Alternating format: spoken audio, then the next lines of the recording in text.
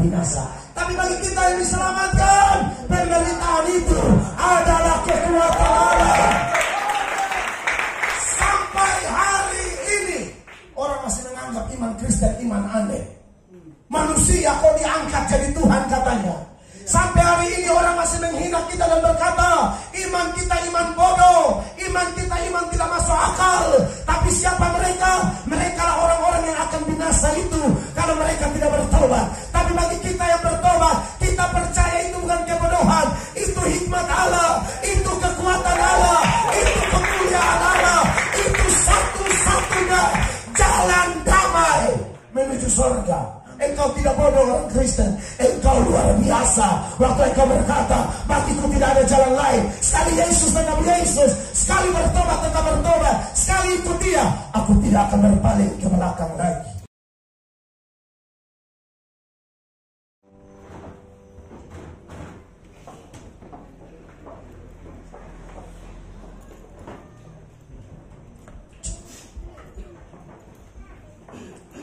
Baik, puji Tuhan.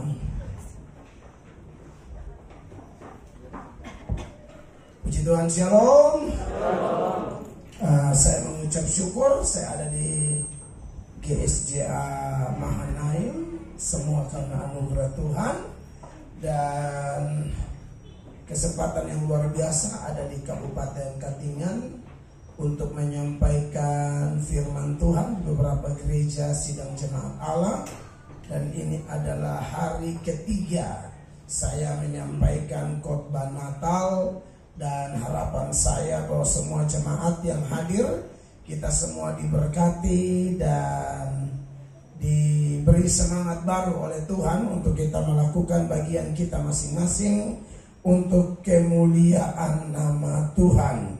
Saudara yang diberkati oleh Tuhan Yesus Kristus, saya rindu bahwa setiap kita mengalami berkat luar biasa saat kita menerima firman Tuhan. Pembacaan firman Allah pada saat ini, kekasih Tuhan, saya pilih dari Injil Yohanes pasal 3. Injil Yohanes pasal 3 ayatnya yang ke 14, 15 dan 16. Haleluya. Yohanes pasal 3 ayat 14, ayat 15 dan ayat 16. Bapak Ibu kalau sudah melihat firman Tuhan ada di layar atau di kitab suci kita masing-masing, mari dalam hitungan ketiga kita baca ayat ini bersama-sama. 1, 2 dan 3. Dan sama seperti Musa meninggikan ular di padang gurun, demikian juga anak manusia harus ditinggikan, supaya setiap orang yang percaya kepadanya beroleh hidup yang kekal. Karena begitu besar kasih Allah akan dunia ini, sehingga Ia telah mengaruniakan anaknya yang tunggal, supaya setiap orang yang percaya kepadanya tidak binasa, melainkan beroleh hidup yang kekal. Tema Natal kita ternyata pakai tema Natal nasional, kemuliaan bagi Allah dan damai sejahtera di bumi. Saya sudah khotbah 2 tempat di bawah Nats Lukas pasal 2 yang merupakan sumber dari tema nasional, yaitu Lukas 2 ayat 14, di mana nyanyian para malaikat pada Natal pertama yang mengatakan bahwa kemuliaan bagi Allah di tempat yang maha tinggi dan damai sejahtera di bumi bagi manusia yang berkenan kepadanya. Namun kali ini saya menyoroti nats yang lain, yaitu yang kita baru baca bersama-sama, Yohanes pasal 3 14 sampai ayatnya yang ke-16.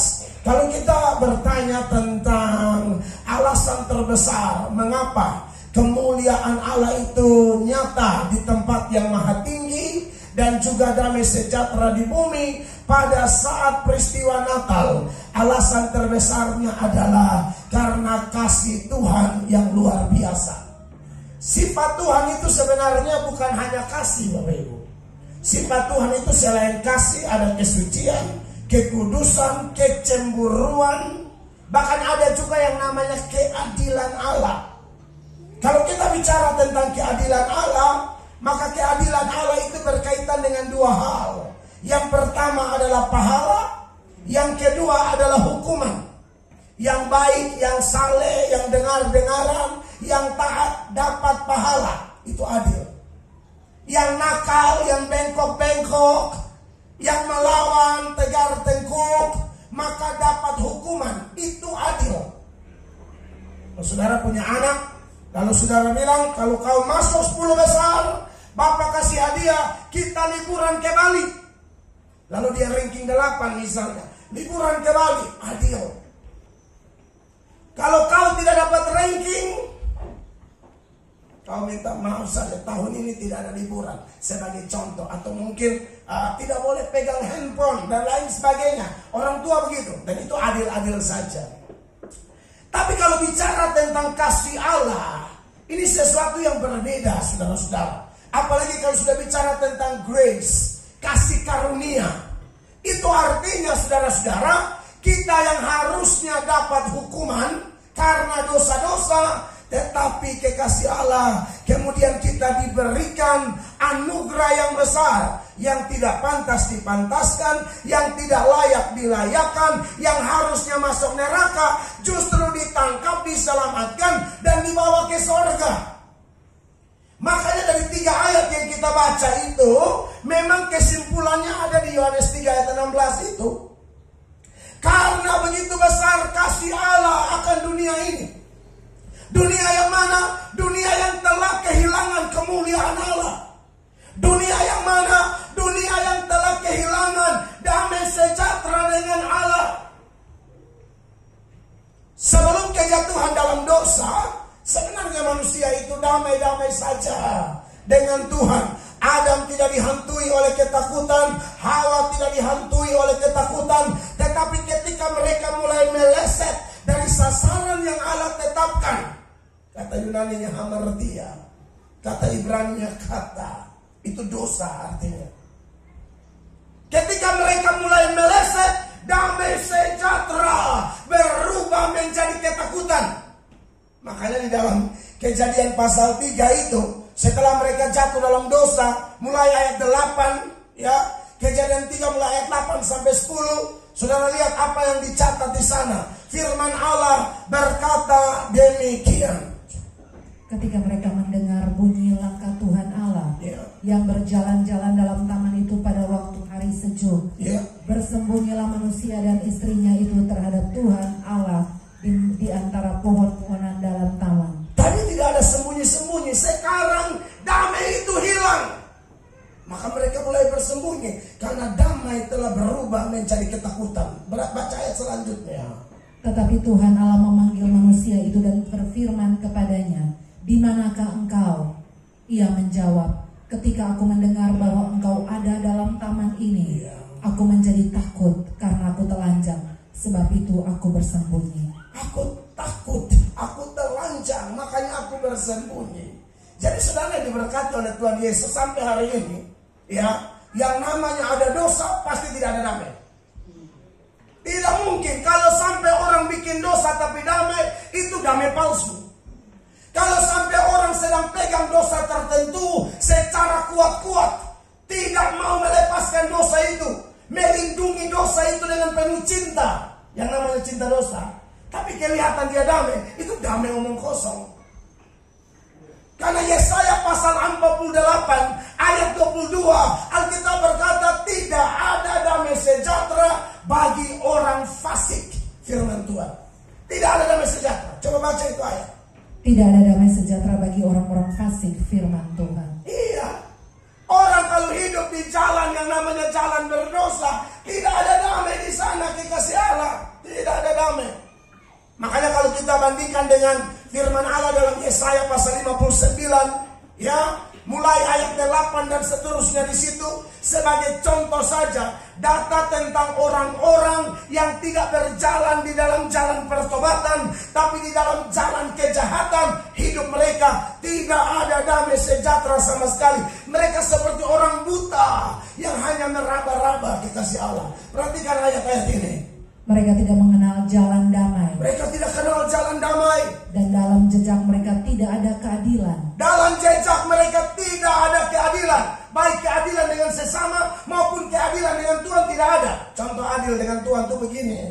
Saudara-saudara, kalau mau kita berdoa saat ada masalah, kita memanggil Allah. Kita mau supaya waktu kita panggil Allah dengar, lalu Allah kabulkan doa-doa kita, maka dengar. Waktu Allah panggil kita bikin apa? Harus dengar, datang pada dia. Banyak orang tidak adil. Waktu dia berteriak, dia mau Tuhan jawab. Waktu dia panggil, dia mau Tuhan segera kabulkan. Masalahnya waktu Tuhan panggil, mau datang tidak.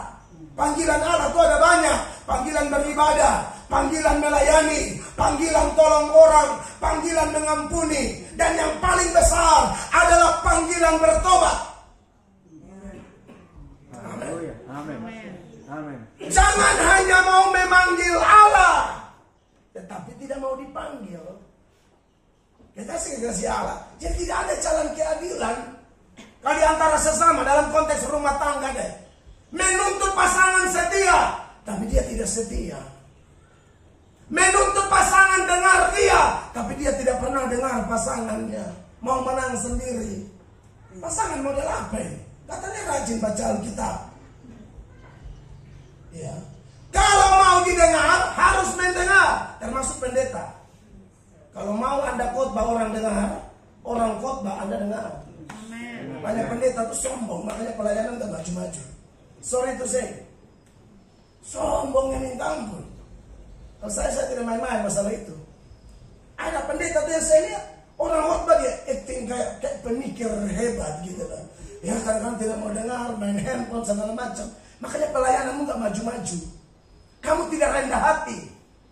Matius 7 ayat 12 mengatakan apa? Segala sesuatu yang kamu kehendaki supaya orang perbuat kepadamu, perbuat demikian pada dia. Itu baru adil. Pada prinsip itulah tergantung seluruh kitab para nabi dan seluruh hukum Taurat. Coba baca.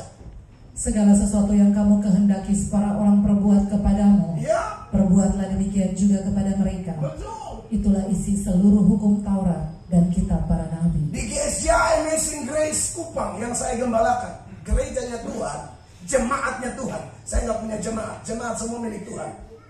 Mesti omong begitu supaya kalau kita layani itu kita ingat Tuhan.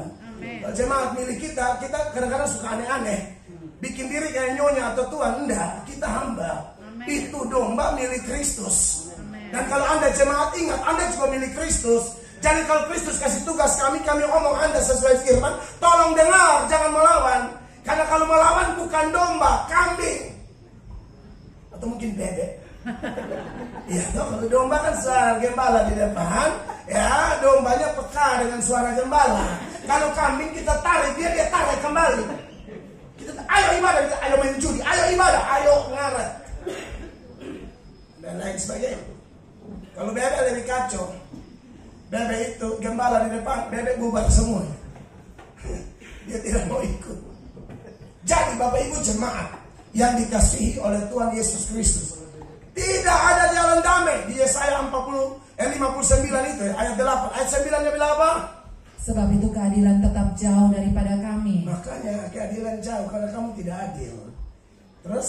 Dan kebenaran tidak sampai kepada kami. Betul, terus. Kami menanti-nantikan terang, tetapi hanya kegelapan belaka. Iya, kamu tidak adil sama Tuhan. Jalanmu jalan bengkok semua kok kau minta terang dari mana? Tidak, hidupmu gelap terus. Dan kalau tidak bertobat, itu gelap sampai masuk lubang kubur.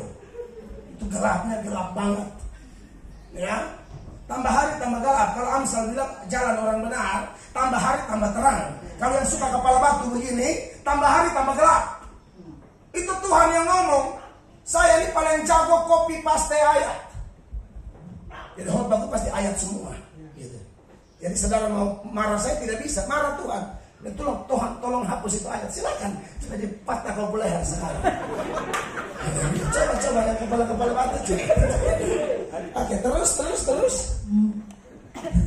Menanti-nantikan cahaya, tetapi kami berjalan dalam kekelaman. Tidak ada, kau tidak dengar firman Allah, kau tidak dengar panggilan Allah, kau mau terang dari mana? Tidak ada, terus. Kami meraba-raba dinding seperti orang buta. Kayak orang buta, padahal mata melihat, hati yang buta.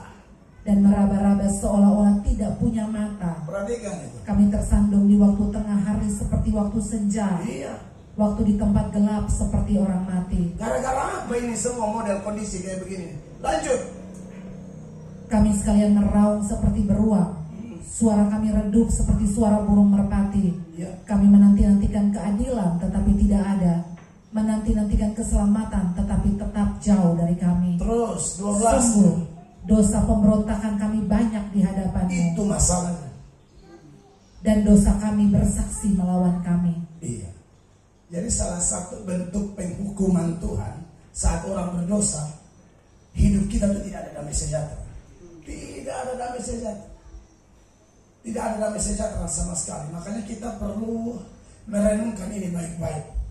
Kalau Tuhan memanggil kita melalui Natal bersama ini, ya, beberapa saat lagi kita akan tinggalkan 2023 dan masuk 2024. Kita tidak tahu tahun depan ini masih ada kesempatan atau tidak. Sebab ada perumpamaan, Tuhan bilang ada pohon tidak berbuah. Lalu penjaga taman datang lobi-lobi kepada pemiliknya berkata, tolong beri kesempatan dulu. Kalau memang tahun depan dia tidak berbuat, tebanglah. Yang saya khawatirkan tahun depan ini, ya, apakah kita sungguh-sungguh mau meresponi firman dengan benar atau tidak? Amin, kekasih Tuhan. Nah, melalui Natal dan tema Natal yang luar biasa, kemuliaan bagi Allah, damai sejahtera di bumi, itu hanya terjadi ketika dosa dibereskan. Kalau tidak bisa. Nah, berkaitan dengan kondisi seperti ini, saya suka dengan nats pembuka kita tadi yang akan saya bahas, yaitu bahwa ketika Yohanes menuliskan ini, Yohanes pakai satu tipe. Tipe itu penggambaran, penggenapannya namanya antitipe. Itu kalau dalam ilmu tafsir Alkitab, dalam hermeneutiknya Kristen, ada satu prinsip penafsiran, ada tipe atau tupos dan antitipe. Jadi ada penggambaran di perjanjian lama, tapi penggenapannya di perjanjian baru. Di ayat 14 yang kita baca tadi dari Yohanes pasal 3, ayat itu berkata, dan sama seperti Musa meninggikan ular di padang gurun. Sama seperti itu juga ketika Yesus lahir lalu menderita dan ditinggikan di Golgota. Jadi kemuliaan Allah dan damai sejahtera Tuhan itu dilakukan oleh Yesus Kristus. Startnya pada waktu lahir, waktu malaikat bernyanyi, kemuliaan bagi Allah di tempat maha tinggi dan damai sejahtera di bumi bagi manusia yang berkenan kepadanya. Itu baru awal. Puncaknya adalah ketika dia mati di Golgota. Makanya ada itu pujian Natal. Waktu kecil kita merindukan Natal, hadiah yang indah dan seterusnya. Tapi refnya, karena kita dia menderita. Natal itu begitu. Bukan kita hanya menyanyi waktu dia lahir, tapi kita ingat satu misi besar yang dia bawa, supaya benar-benar kemuliaan bagi Allah dan damai di bumi, yaitu ketika dia ditinggikan di Golgota.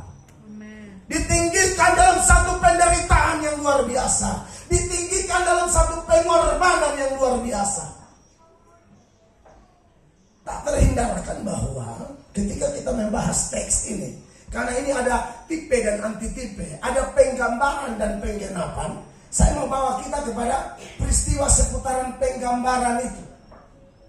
Saudara tahu apa yang terjadi ketika Musa, di sekitar peristiwa Musa meninggikan ular tembaga itu, patung ular tembaga.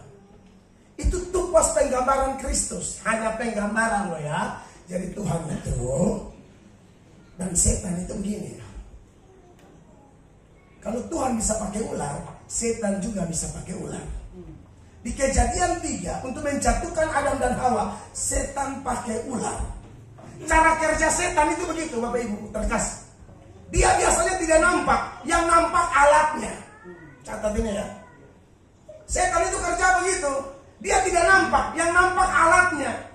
Waktu Adam dan Hawa dijatuhkan, setan tidak ada, yang ada alatnya. Ular itu ciptaan Allah, tapi diperalat oleh setan. Tapi dalam Musa meninggikan ular, justru sebaliknya, ular dipakai oleh Allah. Ada ayat bilang setan itu seperti singa yang berjalan keliling, mengaum-ngaum dan mencari mangsa yang dapat ditelan. Tapi siapa nama Yesus di dalam Wahyu? Singa dari Yehuda. Jadi begitu ya, termasuk orang. Ada orang yang dipakai Allah, tapi ada orang yang dipakai setan. Tinggal orangnya bikin pilihan, mau dipakai siapa? Kalau yang suka ajak Anda bertobat, itu orang dipakai Tuhan. Yang suka ajak Anda bolos ibadah, yang suka ajak Anda ya bolos pelayanan, yang suka ajak Anda benci orang, yang suka ajak Anda gosip orang, yang suka ajak Anda bolos kerja di kantor, komitmen kerjamu tidak jelas, itu alat setan. Setannya tidak kelihatan, alatnya kelihatan. Alatnya siapa? Bisa jadi teman kantormu. Alatnya siapa? Bisa jadi teman sekolahmu. Alatnya siapa? Bisa jadi pasangan hidupmu. Istri mau cari Tuhan, suami dan tidak usah. Suami dipakai setan. Oh, pasti. Suami yang baik, istrinya suka berdoa, dia bilang, mama, papa ikut. Amin. Bukan mama berani pergi, papa juga pergi. Mama pergi ke terang, Bapak pergi ke semakin gelap. Saudara diberkati Tuhan, ini yang terjadi di mana-mana. Nah, kenapa Tuhan pakai ular di dalam seputaran peristiwa Musa meninggikan ular itu?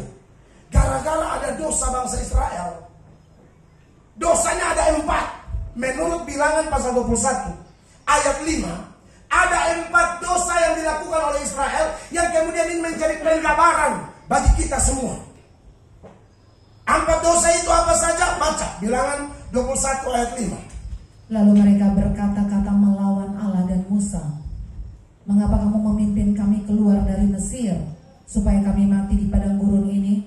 Sebab di sini tidak ada roti dan tidak ada air, dan akan makanan hambar ini kami telah muak. Tandai ayat ini ya. Dan saya akan baca ayat demi ayat. Saudara lihat di sini bahwa ada 4 dosa yang dilakukan oleh Israel. Yang pertama, berkata-kata melawan Allah. Saudara-saudara, orang kalau kenal Tuhan, ada masalah pun dia selalu ingat firman Allah, mengucap syukurlah dalam segala hal. Amin. Kita hanya bersyukur sekalipun ada pergumulan, ada persoalan, ada tantangan. Tapi orang kalau tidak kenal Tuhan, macam-macam dia.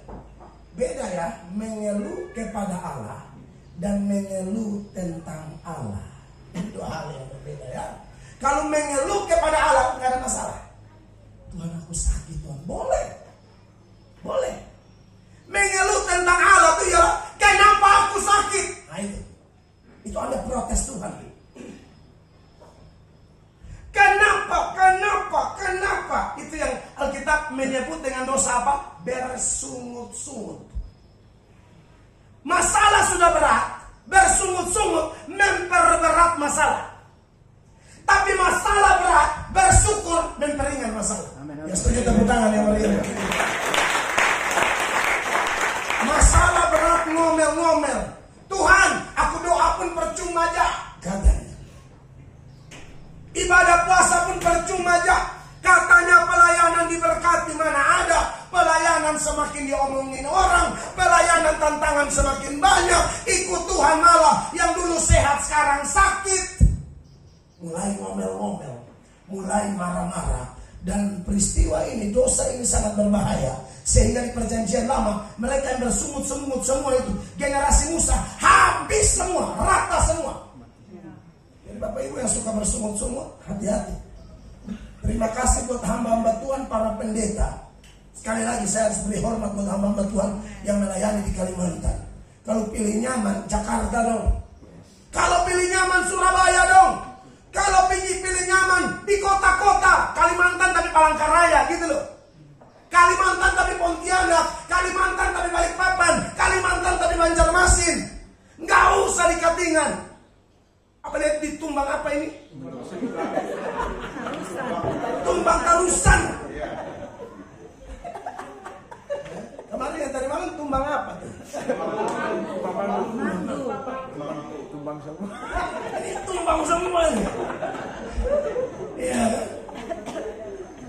Tapi bagi Anda yang hamba Tuhan, pendeta-pendeta, makanya jemaat Anda perlu memberi hormat 2 kali lipat bagi hamba-hamba Tuhan yang mereka mau menabur, mereka mau melakukan yang terbaik bagi pekerjaan Tuhan di negeri ini. Tidak peduli dari mana, pokoknya yang kita yakini Tuhan yang utus. Amin.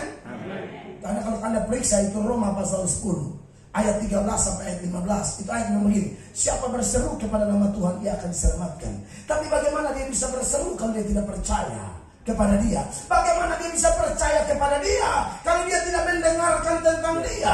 Bagaimana orang mendengarkan tentang dia kalau tidak ada yang memberitakan tentang dia? Dan bagaimana kalau orang memberitakan tentang dia kalau orang itu tidak diutus? Maka jemaat yang diberkati Tuhan, jangan berkata-kata melawan Allah ya. Jangan, itu bahaya hukumannya. Belajar itu dalam 1 Korintus pasal 10, mulai ayatnya yang ke-9, Tuhan pakai Paulus mengingatkan lagi satu dosa yang dilakukan Israel yang tidak boleh diulangi oleh kita orang-orang sekarang yang coba-coba berkata-kata melawan Allah. Perhatikan ini ayat. Dan janganlah kita mencobai Tuhan seperti yang dilakukan oleh beberapa orang dari mereka sehingga mereka mati di pagut ular. Nah, ini ular yang kita mau ngomong tadi. Terus. Dan janganlah bersungut-sungut seperti yang dilakukan oleh beberapa orang dari mereka sehingga mereka dibinasakan oleh malaikat maut. Ini ditulis untuk apa? Ayat 11. Semuanya ini telah menimpa mereka sebagai contoh dan dituliskan untuk menjadi peringatan bagi kita yang hidup pada waktu di mana zaman akhir telah tiba. Amin. Kalau Anda yang pernah bersungut-sungut sebelum peristiwa Natal ini, lalu firman ini datang kepadamu, Tuhan mau tolong engkau. Lebih baik Tuhan tegur pakai firman daripada ular pada kau. Amin. Jangan melihat kelemahan suamimu dan berkata, Tuhan, suami model apa yang Tuhan kirim? Saya mau yang pegawai kantor pos dulu Tuhan. Tapi kenapa Tuhan kirim ini? Hah? Tuhan kirim ini jakat tingkir, wirosable. Kita minta yang dulu pegawai kantor pos, lembut, tidak banyak bicara, diam-diam atau tidur. Saudara, jangan bersungut-sungut dengan pasangan Anda ya. Tatap suamimu dan berkata, kerantan Tuhan ku serahkan semua. Maksudnya mensyukuri apa? Kelemahan pasangan. Mana ada pasangan sempurna pada ada? Tidak ada. Jangan kayak Hawa tuh. Jangan kayak Adam juga. Tuhan tanya waktu mereka sudah makan buah terlarang, Adam, kenapa begini? Adam bilang apa? Perempuan yang engkau tempatkan. Tuhan salah, perempuan ini lebih salah lagi. Anda bayangkan, perempuan yang kau tempatkan di sisiku, dia yang suruh aku makan itu buah. Tuhan tanya Hawa, kenapa begini? Ini binatang, ini ular ya. Jangan tunjuk suami baru bilang binatang ya. Dosa itu. Ini binatang. Manusia itu begitu ya. Kalau ada salah tuh mengaku dosa, bukan lempar ke orang. Itu namanya cari kambing hitam, tidak akan ada pertobatan. Kitab Kejadian itu cuma 50 pasal. Ya, 5 ya, kalau habis baca kan. Kitab Kejadian 50 pasal. Untung Tuhan cuma tanya Adam sama tanya Hawa. Kalau Tuhan tanya ular, oh rame. Ular juga tidak mau disalahkan dong.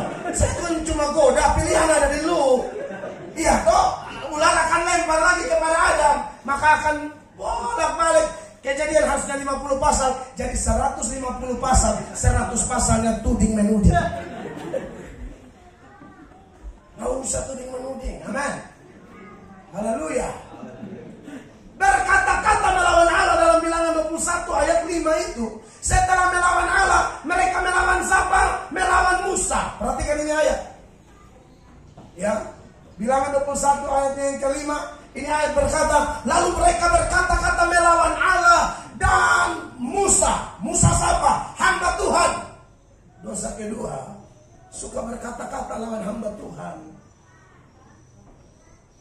wajah-wajah saudara nih, hanya Tuhan yang tahu. Saya mau puji juga takut jangan sampai salah puji Tuhan tampilin saya. Kalau bilang mereka baik padahal mereka kurang ajar, mereka tidak baik padahal mereka baik. Jadi ke dalam tangan harus serahkan semua. Saudara, kita kembali ke firman aja lah. Jemaat yang baik harus menghormati hamba Allah. Hamba Tuhan tidak perlu gila hormat. Memang Tuhan sudah atur, dia harus mendapat hormat. Bahkan anak kecil sekalipun, kalau dia murid Kristus, terima dia, terima Tuhan. Tolak dia, tolak Tuhan. Amin. Bayangkan kalau hamba Tuhan saja kita tolak, kita celaka. Apalagi tolak Yesus, kau selesai. Habis kamu. Amin, kita kasih Tuhan. Makanya hamba Tuhan itu perlu dihormati. 1 Timotius 5 ayat 17 itu ayat suruh hormat hamba Tuhan 2 kali lipat. Apalagi mereka yang khotbah. Baca sama-sama. 1, 2, 3. Penatua yang baik pimpinannya patut dihormati berapa kali? 2 kali lipat. Terutama siapa? Mereka yang dengan jerih payah berkhotbah dan mengajar. Ya kalau hamba Tuhan malas ya kau jangan kutip ayat ini. Kamu harus bertobat. Hamba Tuhan yang bertobat. Khotbah, pelayanan, pimpin pujian, main musik, apapun, sungguh-sungguh. Yes, amin. Pendeta senior di NTT namanya Pendeta John Adu. Dia berkata, pendeta khotbah tidak keringat, jangan coba-coba makan. Makanya saya ini kalau khotbah ancur dia. Ini pola didik dari NTT. Ya tidak bisa kita khotbah pelan-pelan, hantam-hantam betul. Amin. Kalau mau dihormati 2 kali lipat ada syaratnya. Yang apa? Berjerih payah dalam apa? Khotbah dan mengajar. Makanya hamba Tuhan harus mau belajar dari orang lain supaya minta maaf. Khotbah jangan itu saja. Sekarang YouTube kan ada, nonton aja rendah hati. Boleh kan belajar dari khotbah orang lain, tapi jangan bilang itu buah pikir kita, itu pencuri. Nonton aja, khotbahin kembali. Orang tanya dia, saya belajar dari ini. Boleh. Hamba Tuhan mana yang tidak belajar dari orang? Yang tahu-tahu dia datang dari ini firmanku sendiri. Ada ya. Tidak ada kita belajar sama dari Musa, Paulus, Petrus. Boleh dong, boleh. Hamba Tuhan mana tidak belajar? Boleh kan? Makanya saya bilang kalau saya yang namanya orang bicara firman di gereja wilayah pelayanan saya di Gesia Amazing Grace itu, ibu-ibu sekalipun yang tidak tamat SMP, hanya SD, dia saya tugaskan khotbah, saya duduk perhatikan sungguh-sungguh. Karena saya percaya Tuhan bisa pakai dia. Walaupun saya sudah pengkhotbah keliling, tapi bukan berarti saya aja yang dipakai Allah. Ada kaum bapak, ada pemuda. Saya pernah nonton video saya di gereja saya yang khotbah siapa? Security gereja khotbah bagus, saya kasih nama mimbar.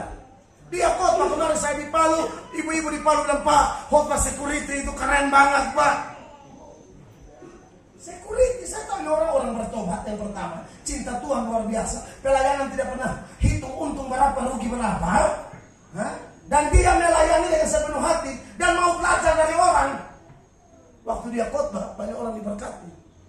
Ada anggota polisi bertobat, naik khotbah di atas. Ibu rumah tangga khotbah. Malam ini yang khotbah seorang mahasiswa sarjana bahasa Indonesia, master bahasa Indonesia. Yang biasa kalau saudara dia background bukan agama kita. Lalu dia itu yang biasa baca, kalau di YouTube saya ada orang baca intonasinya bagus, ini master bahasa Indonesia. Orang Timor asli. Lulusan dari pokoknya universitas bagus lah, Malang. Semua melayani, malam ini dia yang khotbah. Besok lagi yang khotbah pegawai pertanahan. Semua pegawai, mau kantor pos, mau kejaksaan semua. Asal bertobat sampai firman. Karena saya tahu waktu hari Pentakosta, sekali Petrus khotbah 3.000 orang bertobat, lalu selanjutnya terjadi multiplikasi. Anda tahu penginjilan dimonopoli oleh siapa? Bukan oleh para rasul. Para rasul tinggal di Yerusalem. Yang berdiaspora itu adalah 3.000 orang itu, yang di dalamnya ada petani, nelayan, ibu rumah tangga biasa, peternak dan berbagai profesi. Semua kabar Injil. Semua ini yang diselamatkan. Tidak bisa dimonopoli oleh pendeta saja. Betul, kita hormat mereka yang ditetapkan oleh sinode. Tetapi harusnya kita yang lain punya gairah kudus untuk melayani Tuhan. Amin. Kasih Allah. Apalagi mereka yang jelas-jelas ditetapkan sebagai gembala. Alkitab berkata hormati mereka. Kenapa? Kami ini berjaga-jaga atas jiwa jemaat. Amin, amin. Ibrani 13 ayat 17. Ibrani 13 ayat 17. Perhatikan ayat ini. Silakan. Taatilah pemimpin-pemimpinmu Taatilah pemimpin-pemimpinmu dan tunduklah kepada mereka, dan tunduklah kepada mereka, sebab mereka berjaga-jaga atas jiwamu, sebab mereka berjaga-jaga atas jiwamu, sebagai orang-orang yang harus bertanggung jawab atasnya. Amin. Dengan jalan itu mereka akan melakukannya dengan gembira, bukan dengan keluh kesah, sebab hal itu tidak akan membawa keuntungan bagimu. Amin, saudara-saudara. Ini menarik bahwa itu dosa-dosa yang terjadi. Yang pertama berkata-kata melawan Allah, yang kedua berkata-kata melawan hamba Tuhan. Anak-anak jangan ribut ya. Ibu-ibu tolong anak-anak jangan ribut. Ya, tolong ya. Ini firman lagi disampaikan. Dari kecil anak-anak harus dididik hormat firman supaya terbentuk terbiasa. Kalau tidak bahaya. Nanti besar mereka tidak hormat. Hamba Tuhan ada bicara. Anak-anak dari sekarang dibentuk. Ini musik ke-7 ayat lagi ini. Amsal 22 ayat 6. Supaya kita tahu ngomong apa-apa ada firman. Didik anak kecil dari sekarang. Amsal 22 ayat 6 sama-sama baca. Ini Amsal 10 ya, tak salah. 22, haleluya. Ayat 6. 1, 2, 3. Didiklah orang muda menurut jalan yang patut baginya, maka pada masa tuanya pun ia tidak akan menyimpang daripada jalan itu. Terjemahan yang asli bukan anak muda, child, anak-anak kecil. Jadi kayak saya termasuk ada supaya orang-orang di Tumbang Tarusan dan sekitarnya, didik anak cucu kita hormat firman. Didik anak cucu kita baca Alkitab tiap hari. Karena mereka tidak hafal firman, tapi mereka hafal upin-ipin lah, hafal ini segala macam. Nonton video pun sekarang mesti hati-hati, karena LGBT juga sebarkan video-video mereka mengerikan sekarang. Dan sejauh internet bisa diakses, itu harus di watching benar-benar, diawasi benar-benar.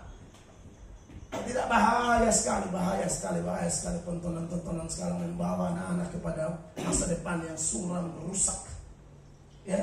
Nah, kekasih Tuhan berkata-kata melawan Allah, berkata-kata melawan Musa. Lalu yang berikut di Bilangan 21 ayat 5 ada 2 dosa lagi, yaitu perhatikan Bilangan 21 ayat 5.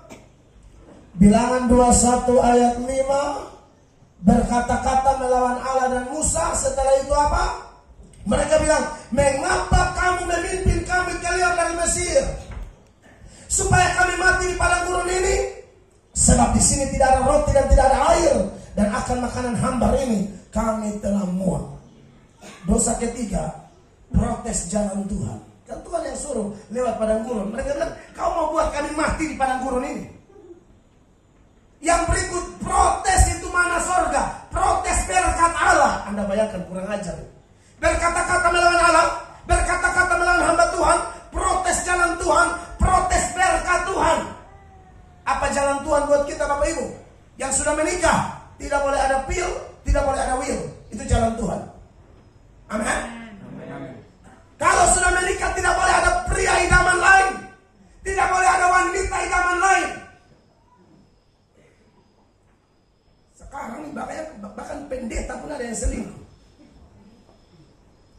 Kalau janda-janda tua dia tidak peduli beban janda-janda tua. Tapi kalau janda-janda muda dia cek terus, kurang aja. Pendeta begitu mesti Tuhan angkat dia cepat. Dia mesti pulang ke rumah Bapak lebih cepat. Supaya jangan terlalu bikin orang bangun, jangan bikin sesak di bumi. Jangan bikin penuh sesak di bumi kalau pelayanan mulai tidak kudus. Pendeta kok tidak kudus, tidak perhatian sama istrinya, perhatian sama istri tetangga lah. Sampai istrinya tanya, Bapak masih sayang Mama? Dia bilang, jangankan Mama, orang lain punya istri jadi Bapak sayang. Orang lain punya istri jadi Bapak sayang, apalagi istri sendiri. Pokoknya semua ibu-ibu Bapak sayang. Bapak begini harus diangkat.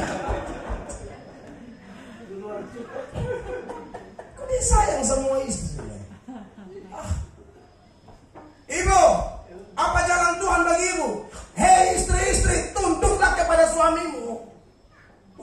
yang kepala, sekalipun ibu, minta maaf, sekalipun ibu pendeta di gereja, di rumah tangga, ibu tunduk kepada suami.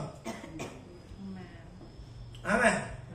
Yang karena ibu pelayanan sudah mulai pimpin pujian, mulai angkat tangan, bisa raba plafon. Lalu ibu pikir ibu di rumah, ibu yang Wonder Woman di situ. Istri yang baik tunduk kepada suami. Apa-apa tanya suami. Apa-apa tanya suami. Kenapa Tuhan bilang tunduk kepada suami? Tuhan kasih otoritas di suami. Segala keputusan dalam rumah tangga itu suami. Kecuali ada hal-hal yang saudara tahu, suami saudara dukung dan tidak bisa lagi telepon suami, handphone mati dan lain sebagainya, ambil keputusan sendiri boleh. Asal sudah tahu bahwa ini sesuai firman dan arahan dari suami yang takut Tuhan tentunya ya. Kalau suami yang miring jangan taat. Kalau suami larang Anda melayani jangan taat ya. Tapi tidak taat dengan penuh hormat, itu bedanya. Hormat nggak ada limitnya, taat ada limit. Jadi tidak mentaati dia tapi penuh hormat. Papa minta maaf saya dalam hal ini tidak bisa. Aku mencintaimu, tapi kamu ini gila berat.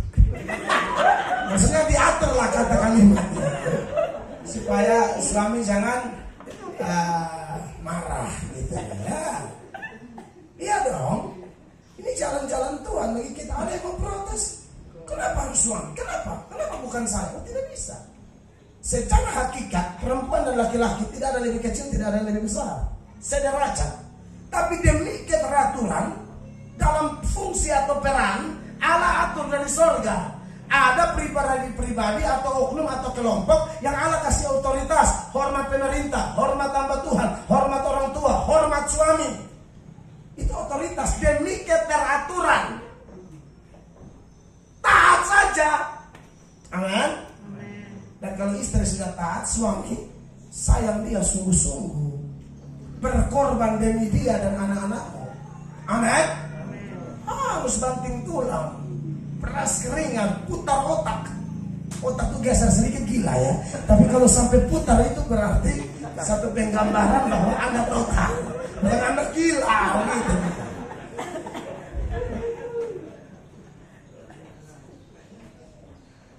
Jalan Tuhan seperti itu. Anak muda, kayak yang belum nikah, kalau cari pacar, cari yang satu agama. Titik.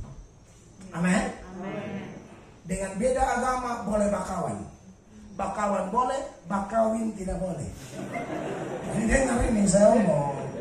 Toleransi itu toleransi secara sosial, bukan secara iman. Iman tidak bisa ditoleransi. Bagi kita di bawah kolong langit ini tidak ada nama lain yang olehnya orang beroleh selamat. Hanya Yesus satu-satunya jalan, kebenaran dan hidup.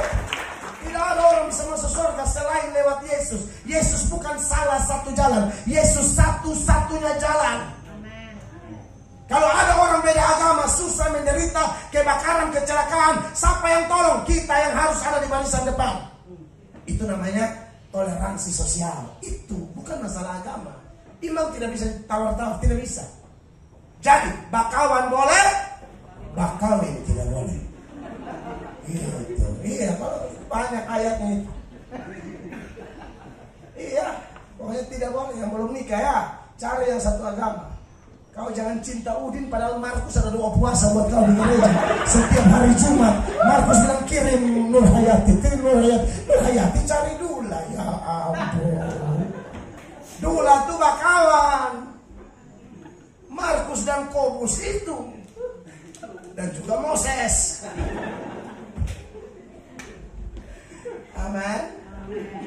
Dan kalau sudah dapat yang satu iman, ingat, pacaran jaga kekudusan. Amin. Kalau dia minta cium, suruh cium kadal telanjang. Dia supaya dia rasa itu strong naik dari bibir, hantam sampai otak.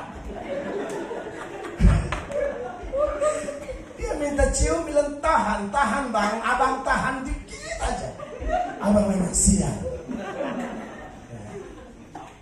Kalau dia pegang-pegang, bilang abang bantu di gereja, pegang-pegang kursi ya, pegang-pegang dekorasi. Abang tuh karunianya karunia koster sebenarnya, sudah pegang kan, tinggal dikuruskan. Iya, pacaran harus kudus seperti Yusuf. Amin. Dosa terjadi karena 3 faktor. Faktor kesempatan, kemampuan, kemauan. Salah satu tidak ada, tidak jadi. Mampu, mau, tidak ada kesempatan, gak bakalan jadi. Ada kesempatan, ada kemampuan, tapi tidak mau, tidak jadi. Ya, mampu, mau ada kesempatan, tapi tidak mampu, tidak jadi.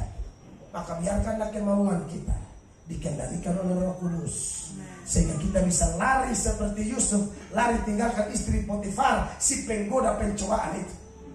Iya toh? Yusuf lari padahal sudah bujuk-bujuk. Yusuf lihat dia panggil, Ucup,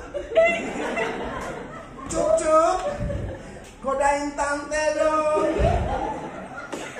Ucup bilang, so gila ini tante. Ya, bukan so tante, kayaknya so oma-oma itu. Yusuf bilang, ngapain urusan sama barang-barang museum kayak gitu? Ya kan? Begitu seperti Yusuf, amin. Lari keluar. Yang sekarang bukan lari keluar, lari di tempat. Itu namanya pemanasan, bodoh.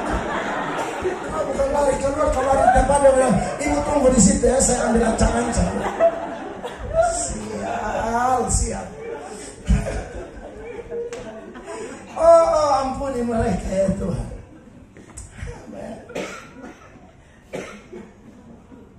Saudara-saudara, jadi itu aturan main. Bapak Ibu yang sudah kerja, ingat jalan Tuhan. Pisahkan perpuluhan. Sisihkan.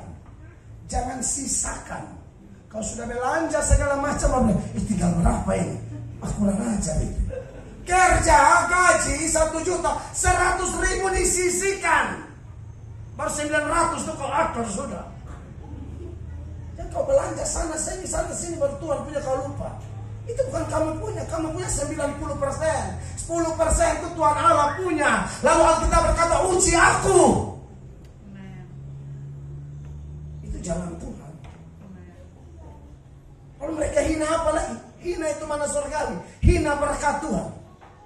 Berapapun pendapatan kita, sebesar apapun pelayanan kita, tetap bersyukur. Jangan protes pelayanan. Amin. Jangan, apalagi pendeta-pendeta hamba Tuhan. Semakin kita bersyukur, Tuhan semakin promosi kita.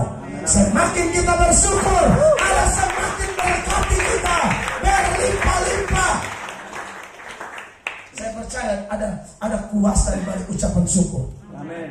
Anda lihat peristiwa 5 roti dan 2 ikan itu, versi Injil Yohanes. Di dalam Yohanes 6 ayat 11, Tuhan Yesus tunjukkan teladan ketika mereka bilang, aduh ini 5 roti dan 2 ikan tidak cukup, hanya ada 200 dinar tidak cukup. Yesus angkat itu 5 roti 2 ikan. Apa yang Yesus buat? Yohanes 6 ayat 11. Lalu Yesus mengambil roti itu dan mengucap syukur. Itu dia. Dan membagi-bagikannya kepada mereka yang duduk di situ. Begitu juga. Demikian juga dibuatnya dengan ikan-ikan itu sebanyak yang mereka kehendaki. Hanya 5, hanya 2. Bagi Andreas dan kawan-kawan, dikit banget ini, mau bersyukur apa ini? Orang begini banyak. Hello. Saya percaya di balik ucapan syukur ada kuasa multiplikasi. Jadi belajar bersyukur. Setiap perkara kecil baru Allah kasih perkara besar. Mau besar tapi tidak setia di kecil. Nah ini bukan tahu-tahu jadi penghot, bakal ini tiba-tiba YouTube subscriber naik sampai mau 500.000. Tidak.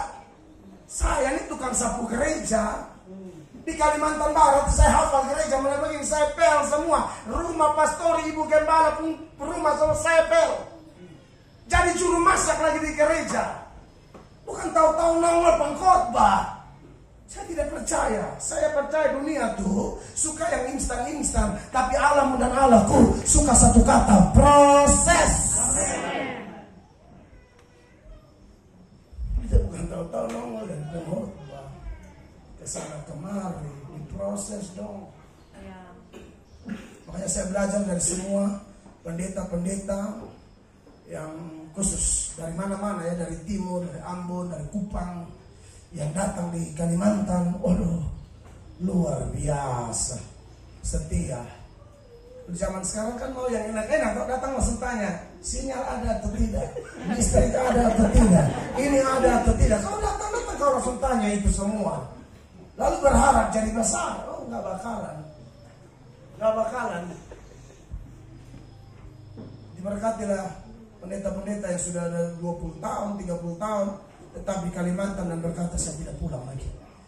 Kalaupun pulang liburan ada berkat lebih, saya lihat orang tua dan pelayanan, saya cinta jemaat di sini. Ini keren, ini luar biasa. Amin. Sebab kalau kita melakukan seperti yang Israel lakukan, berkata-kata melawan Allah, berkata-kata melawan hamba Allah, protes jalan-jalan Allah dan protes berkat Allah di Bilangan 21 ayat 5 itu, maka yang terjadi Bilangan 21 ayat 6, Tuhan respon dan berkata apa? Bilangan 21 ayat 6. Sama-sama baca. 1, 2, 3. Lalu Tuhan menyuruh ular-ular tenung ke antara bangsa itu yang memagut mereka, sehingga banyak dari orang Israel yang mati. Ini yang melatar belakangi kenapa ular itu ditinggikan. Dosa selalu mendatangkan maut, tidak bisa tidak. Setiap sikap hati, perilaku yang melawan Tuhan Allah, melawan hamba Allah, protes jalan Allah, protes berkat Allah. Kalau zaman itu mereka dihukum pakai ular. Hukuman Tuhan bukan cuma pakai ular. Dia bisa pakai ular, dia bisa pakai lalat, dia bisa pakai nyamuk. Amin. Ular lalat, ular nyamuk. Allah bisa pakai binatang apa saja. Bahkan di sungai itu ada buaya. Sungai Katingan. Susah apa Tuhan tinggal buaya? Telan itu satu. Terus telan semua. Betis kanan satu. Masa nggak bisa? Saudara masih ingat kan Yunus lari dari pelayanan? Masih ingat? Tuhan berfirman kepada ikan itu, saya yakin ikan, siapapun yang mereka buang dari kapal itu telan. Itu makanya ada majelis di daerah saya, mabok parah. Mabok tapi khotbah. Ngeri loh, ngeri sedang. Yang dari timur tahu. Mabok baru khotbah. Dan khotbah suruh orang jangan tinggalkan pelayanan. Shalom saudara-saudara. Kan maboknya timur itu ngeri sedang. Macam Dayak bilang. Shalom saudara-saudara. Haleluya. Jangan coba-coba tinggalkan pelayanan. Ingat Yunus, ikan begitu besar, Yunus telan. Karena mabok. Jadi dia lupa itu cerita, siapa telan siapa. Ingat Yunus. Ikan begitu besar, Yunus telan. Jemaat bilang, Pak, tolong baca kembali. Itu siapa telan siapa. Dia bilang kau diam. Bayangkan saja. Mereka bayangkan itu ikan besar kayak gereja. Itu Yunus telan kapan selesai. Telan hari Natal selesai pas hari kiamat. Lihat kalau mabuk kan sembarang. Masa Yunus yang telan ikan yang telan Yunus. Maksud saya gini, Tuhan bisa pakai ular, Tuhan bisa pakai ikan, Tuhan bisa pakai keledai, tegur beliau, Tuhan bisa pakai lalat, nyamuk, balalang. Apa yang Allah tidak mungkin. Pokoknya tidak ada yang namanya dosa yang lolos. Upah dosa adalah maut. Tapi kita bersyukur punya Allah yang melalui peristiwa Natal kita diingatkan lagi bahwa sebesar apapun dosa, Tuhan Allah tetap kasih solusi. Ketika mereka tahu diri, di ayatnya yang ke-7 dari Bilangan, ini yang tadi Yunus terangnya. Ikan di sini tidak ada yang ikan paus ya, Bapak Ibu baca baik-baik, hanya ikan besar. Dan saudara karang sendiri, ada paus di mana sih? Tidak ada. Baca ayatnya, ikan besar di laut bukan cuma paus. Paus itu tenggorokannya kecil, agak susah telan orang justru. Dipercaya mungkin sejenis hiu putih yang besar itu bisa telan orang. Sapi pun bisa ditelan. Kalau paus itu tenggorokannya kecil. Nggak ada ayat ikan paus ya. Mana ikan paus tadi? Ya sudah pulang baca sendiri. Lanjut ayat 7. Ayat ikan apa? Sudah nanti baca sendiri ya. Tidak ada ikan paus. Perhatikan, setelah itu mereka sadar lalu mereka bilang apa? Kemudian datanglah bangsa itu mendapatkan Musa dan berkata, kami telah berdosa sebab kami berkata-kata melawan Tuhan dan engkau. Iya, berarti memang melawan, bukan cuma melawan Tuhan, melawan hamba Tuhan itu Kenapa ular itu Tuhan perintahkan hantam mereka? Mereka melawan Tuhan, melawan hamba Tuhan. Next. Berdoalah kepada Tuhan supaya dijauhkannya ular-ular ini daripada kami. Lalu Musa berdoa untuk bangsa itu. Terus. Maka berfirmanlah Tuhan kepada Musa, buatlah ural tedung dan taruhlah itu pada sebuah tiang. Yes. Maka setiap orang yang terpagut, jika ia melihatnya, akan tetap hidup. Lalu Musa membuat ular tembaga dan menaruhnya pada sebuah tiang. Maka jika seseorang dipagut ular dan ia memandang kepada ular tembaga itu, tetaplah ia hidup. Amen. Nah, ular tembaga ini yang dicatat oleh Yohanes, sebagaimana Musa meninggikan ular, lalu orang yang keracunan racun ular akibat dosa mereka. Kalau kita bukan racun ular, kita racun dosa. Cuma satu solusinya, pandang kepada Yesus. Memang ada beberapa hal berkaitan dengan solusi yang Allah beri. Yang pertama, solusi ini tidak masuk akal. Betul? Saudara yang belajar kedokteran atau ilmu kesehatan kan tahu apa hubungannya. Ini ada keracunan, ini bukan ular main-main. Ular tedung sejenis kobra. Dia pagut itu, hitungan 30 menit mati. Mulai kaku, pucat, biru-biru mati, keracunan. Apa hubungannya? Sedang keracunan, racun sedang menggerogoti mereka. Tapi solusinya cuma pandang itu patung ular tembaga.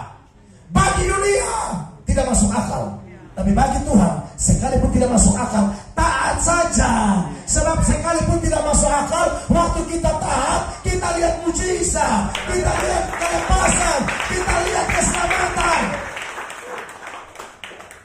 Bayangin, Tuhan pinjam perahu Simon Petrus di Lukas 5 ayat 1-11. Kita sudah hafal itu cerita. Pinjam perahunya jadi mimbar, lalu dia khotbah jemaat di pinggir-pinggir pantai. Jadi khotbah tidak harus selalu di gereja, di pasar-pasar boleh. Mimbar boleh pindah di jalan, mimbar boleh pindah di pantai, mimbar boleh pindah di pasar-pasar. Saya salah satu pengkhotbah yang suka keliling dari gang ke gang, pasar ke pasar, kampung-kampung preman saya datangi. Makanya jangan heran gereja saya penuh. Karena saya ini pendeta jemput bola. Mesti begitu. Saya khotbah di radio-radio bukan diundang, saya yang tawar diri. Saya boleh nggak khotbah di sini? Boleh panggil, aduh senang hati. Khotbah di TV, bikin YouTube segala macam. YouTube saya sekarang tuh, itu saya baru pulang khotbah lagi capek-capeknya, orang kirim video Yahya Waloni. Emosi saya. Ini orang kenapa dia nih? Saya langsung telepon tim multimedia. Kameramen semua merapat ke rumah pastori. Ini satu, ini terlihat dia nih. Saya bagi dia di situ. Itu latar belakang muncul YouTube saya sekarang. Saya hantam itu marah sungguh-sungguh. Saya mau ulang lagi cara marahnya tidak bisa. Karena waktu itu memang asli emosi saya. Kau ini setan, saya bilang kau ini setan, pengaco bangsa kau. Kau pikir kau keluar dari Kristen kami rugi? Kau keluar lebih cepat, lebih baik. Kau pikir kau keluar dari Kristen lalu surga menangis semua? Aduh. Kau omong kosong kau, saya hantam. Pokoknya mati-matian di situ. Begitu baru semua pendeta WA saya, Adik Mel terima kasih. Mereka juga sudah makan hati tapi nggak tahu mau ngapain kan? Orang kirim ke saya, stunning naik, kumpul kita bagi dia. Mesti begitu. Karena saya hadir di Indonesia untuk itu. Nah, saya tidak mau ganggu agama orang, tapi jangan ganggu kita punya. Kita tidak ada ganggu-ganggu orang di situ. Kalau ganggu libas. Amin. Iya, John Calvin bilang begini, teolog luar biasa. Anjing saja akan menggonggong kalau tuannya diganggu. Anjing loh. Tuannya diganggu dia gonggong, minimal dia gonggong. Masa aku hamba Tuhan, kebenaran Tuhanku diinjak-injak, kebenaran Tuhan dipermainkan lalu aku diam saja. John Calvin bilang, anjing lebih baik dari aku. Saya tidak mau, saya dengar kata itu saya malu. Kebenaran Tuhanku, ya saudara semua tidak usah ikut saya. Minimal dukung doa. Jangan saudara pulang-pulang langsung mana ya? Mana ya? Itu kan ada karunianya. Kan? Saya harus ya.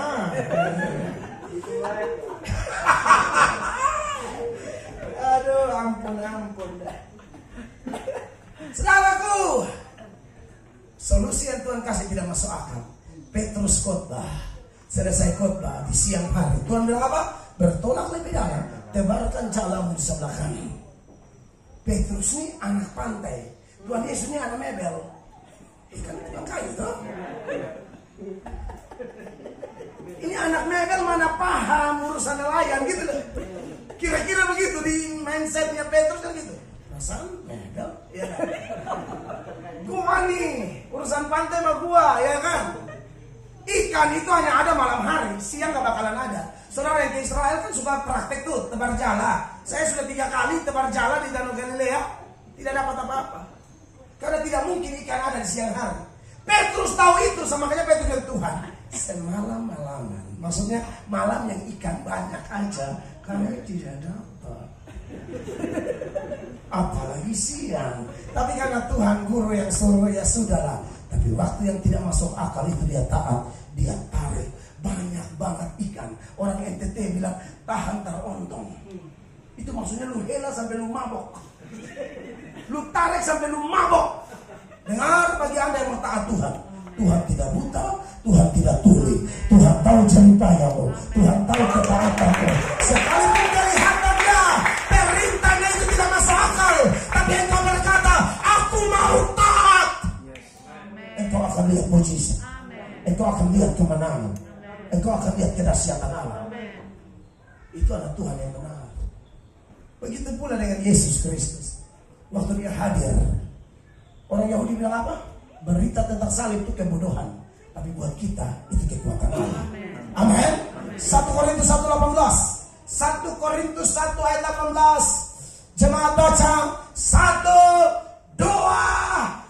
Belum. Haleluya. Belum muncul ayatnya. 1, 2, 3. Sebab pemberitaan tentang salib memang adalah kebodohan bagi siapa? Mereka yang akan binasa. Tapi bagi kita yang diselamatkan, pemberitaan itu adalah kekuatan Allah. Sampai hari ini orang masih menganggap iman Kristen iman aneh. Manusia kok diangkat jadi Tuhan katanya. Sampai hari ini orang masih menghina kita dan berkata, iman kita iman bodoh, iman kita iman tidak masuk akal.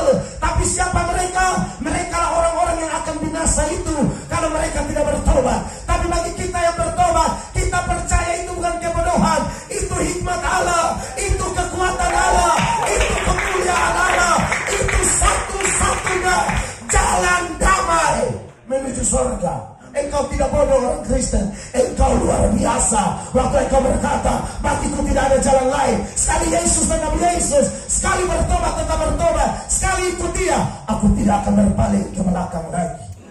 Keren. Amin.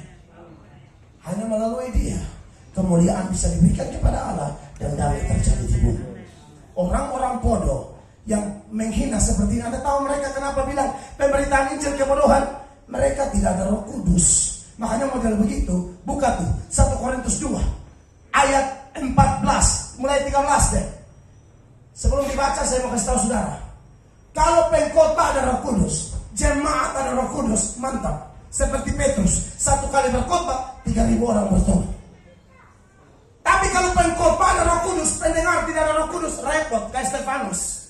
1 kali khotbah 3.000 batu datang. Ya. Makanya kalau jemaat yang ada Roh Kudus, dengar pengkhotbah ada Roh Kudus, engkau rasa ada semacam ada tabakar di dalam, ada nyala api Roh Pentakosta di dalam hatimu. Amin. 13 1 Korintus 2. Dan karena kami menafsirkan hal-hal rohani kepada mereka yang mempunyai roh, kami berkata-kata tentang karunia-karunia Allah dengan perkataan yang bukan diajarkan kepada kami oleh hikmat manusia, tetapi oleh roh. Khotbah ada roh, jemaat ada roh, mantap. Tapi kalau mereka yang tidak ada roh, Injil dibilang bodoh, doa puasa dibilang bodoh, pelayanan dibilang bodoh, penyembahan dibilang bodoh, dan lain sebagainya. Lihat ayat 14. Tetapi manusia duniawi tidak menerima apa yang berasal dari roh Allah. Tidak terima. Karena hal itu baginya adalah suatu kebodohan, dan ia tidak dapat memahaminya, sebab hal itu hanya dapat dinilai secara rohani.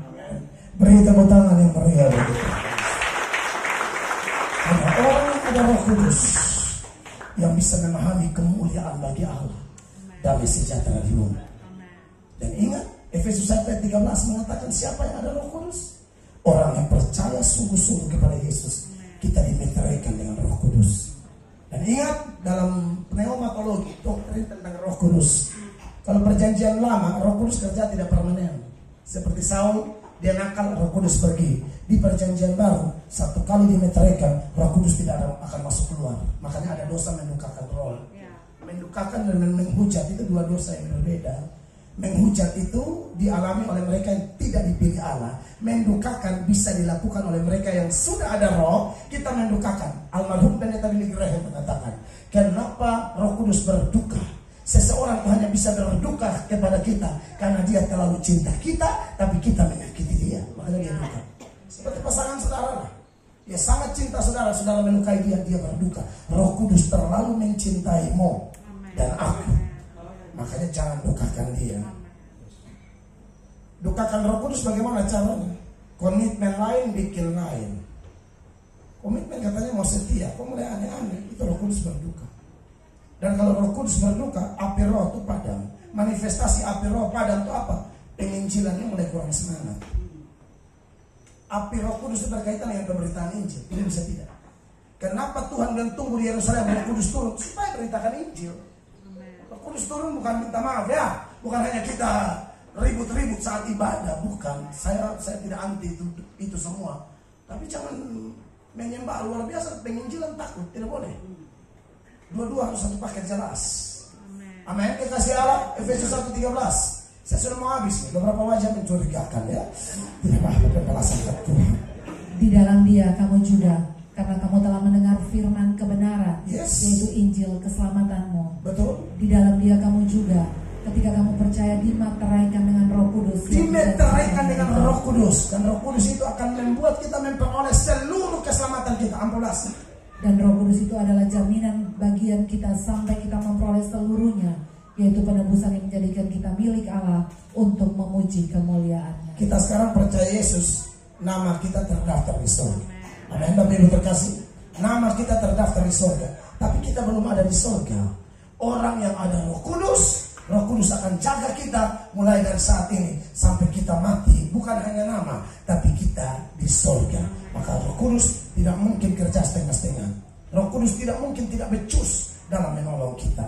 Oleh karena itu, diberkatilah semua orang yang telah menyambut Yesus sebagai Tuhan dan Juru Selamat. Ada Roh Kudus dalam diri kita. Akan ada buah roh, karunia roh untuk menunjang pelayanan kita, menjangkau lebih banyak orang untuk didamaikan dengan Allah. Beri tepuk tangan yang meriah bagi Tuhan. Saya selesai. Tuhan Yesus memberkati. Mari kita berdiri dan kita